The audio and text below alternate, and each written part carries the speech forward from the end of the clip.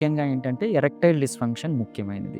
So, మిగతా sexual dysfunctions ఏంటి అంటే ప్రిమెచ్యూర్ ఎజాక్యులేషన్ అంటే శీఘ్రస్ఖలనం అని, పెర్ఫార్మన్స్ యాంగ్జైటీ అంటే యాంగ్జైటీ వల్ల, ఆందోళన వల్ల వాళ్ళకి ఎరెక్టైల్ డిస్‌ఫంక్షన్ ఉండడం. సో, ఈ 3 సెక్షువల్ డిస్‌ఫంక్షన్స్‌ని ఈజీగా మనకి ఎటువంటి సైడ్ ఎఫెక్ట్స్ లేకుండా ట్రీట్ చేయొచ్చని మీకు తెలుసా? సో, అదే కొత్తగా వచ్చిన షాక్ వేవ్ థెరపీ. దీన్ని ఫుల్ ఫార్మ్ ఏంటి అంటే ఎక్స్‌ట్రా కార్పోరియల్‌గా లో ఇంటెన్సిటీ షాక్ వేవ్స్ అంగానికి స్ట్రెయిట్‌గా ఇవ్వడం. అంటే ఇదొక మసాజింగ్ టెక్నిక్ లాగా ఉంటుంది. అంటే ఇంత కంఫర్ట్ ఉంటుంది. At the same time anxiety పెర్ఫార్మన్స్‌ని మన ప్రిమెచ్యూర్ ఎజాక్యులేషన్‌ని ఇంప్రవైజ్ చేసే టెక్నిక్. సో, దీన్ని ఇవ్వడం వల్ల వీళ్ళు పురుషుల్లో సెక్షువల్ డిస్‌ఫంక్షన్స్ కరెక్ట్ అయ్యి వాళ్ళు హ్యాపీ సెక్షువల్ లైఫ్‌ని పొందుతారు. సో, దీన్ని యూజ్ చేసుకోగలరు. బేసికలీ ఈ గ్లోబల్‌గా ఏంటి అంటే 3% నుంచి 73% వరకు రీజియన్ వేరియేషన్స్‌తో పాటు, ఏజ్ వేరియేషన్స్‌తో పాటు ఒక పురుషుడు ఇంత సమస్యని ఫేస్ చేస్తున్నాడు. బట్ స్టిల్ ఇది గ్లోబల్ సమస్య అయినా పెద్దగా దీని గురించి చర్చించరు.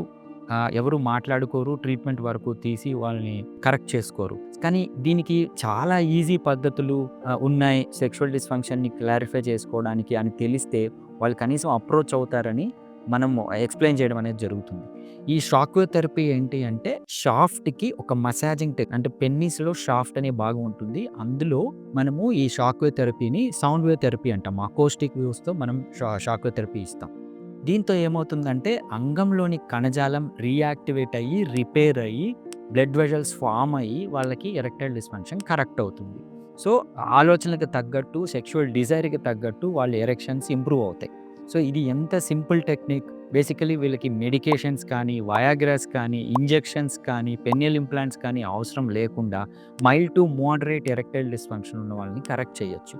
ఇందులో ఫస్ట్ ఏజ్ అడుగుతారు నన్ను. 18 నుంచి 90 ఇయర్స్ వరకు ఏ ఏజ్ వాళ్ళైనా ప్రిఫరబుల్. అదేంటి సార్ 90 ఇయర్స్ వాళ్ళు తీసుకుంటారని మీరు అడగొచ్చు. యెస్, సెక్స్‌కి ఏజ్ అనేది అసలు నంబర్ మాత్రమే.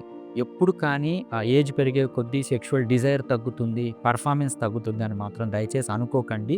నిత్య యవ్వనం, నిత్య కళ్యాణం అని అందుకే అంటాము. బేసికలీ ఎంత ఏజ్ బారైనా ఎరెక్టైల్ డిస్‌ఫంక్షన్ అనేది రాదు. చచ్చిపోయేంత వరకు మగవానిలో పురుషాంగము స్తంభిస్తూనే ఉంటుంది. వాళ్ళు సెక్షువల్ యాక్టివిటీకి పొటెంట్‌గానే ఉంటారు. ఎరెక్టైల్ డిస్‌ఫంక్షన్ అంటే పురుషాంగం స్తంభించలేదు అంటే అది సెక్షువల్ డిస్‌ఫంక్షన్‌లోకి వెళ్తారు. ఇది టెంపరరీగా వచ్చేదే, ఎప్పుడు పర్మనెంట్ కాదు.